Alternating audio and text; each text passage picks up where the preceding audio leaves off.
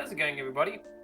I just wanted to jump on here live and give a bit of a insight into avatars.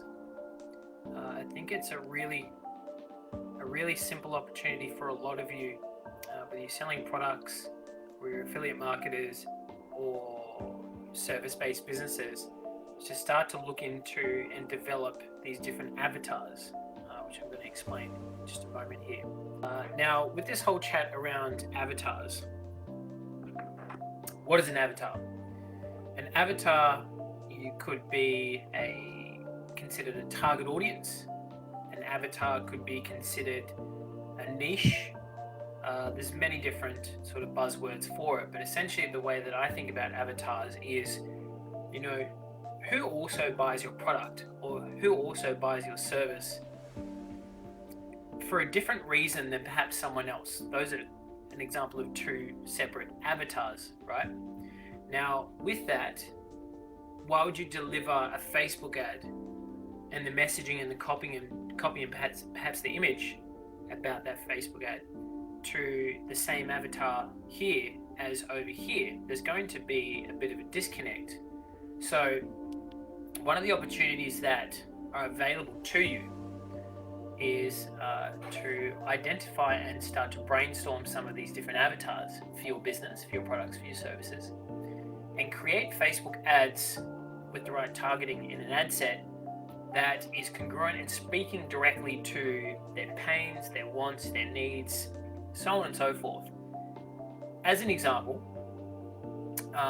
with our pet products brand, one of the things I noticed after getting a few sales is we were targeting quite a large demographic in Australia. We were targeting just anyone who was interested in dogs with this pet playpen. Got a few sales, that was great, but it was only when I noticed how a certain avatar of our targeting was using these pet playpens that I was like, that's an interesting avatar.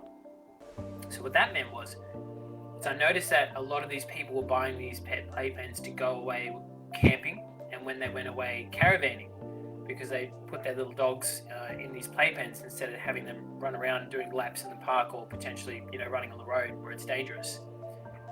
All we literally did was identify that and go, okay, this avatar is worth the test. So we created an ad that literally just says this pet playpen is perfect for caravanning and when you go away camping to keep your dog safe, so on and so forth. And we targeted people who are interested in camping and caravanning and who are also interested in dogs. So that's a perfect example of how you can kind of pivot, not even pivot, but even just test a different avatar who may use your product or service for a different reason compared to another avatar. So the opportunity here is really, if you're advertising to the masses already, there's nothing wrong with that.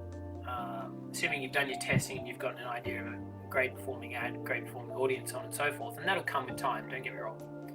But it makes sense to segment and identify these avatars and present and offer an ad, I should say, speaking directly to them.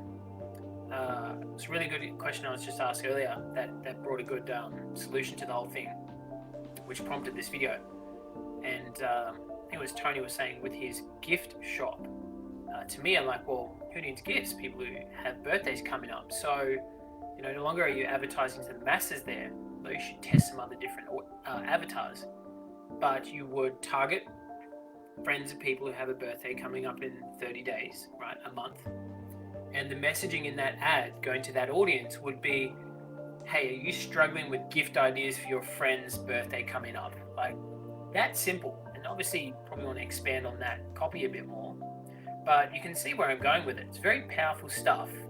I consider it some pretty hardcore scroll stopping, stopping people from scrolling when they're going through Facebook mindlessly. And it has this kind of force multiplying power. And it's something that I think you should definitely consider, every single one of you. And just having them down written as well allows you to then seek out a different marketing channel within Facebook in terms of targeting and in terms of an ad that could potentially work really, really well. And as a perfect example, the pet playpen example that I gave you earlier has been our top performing ad with a return on investment of 3.3 for the best part of 3 months, which is exceptional. That's an example. So I would invite you all to take that exercise and give it a go. And I look forward to seeing some of your responses below. Okay, talk to you soon. See you later.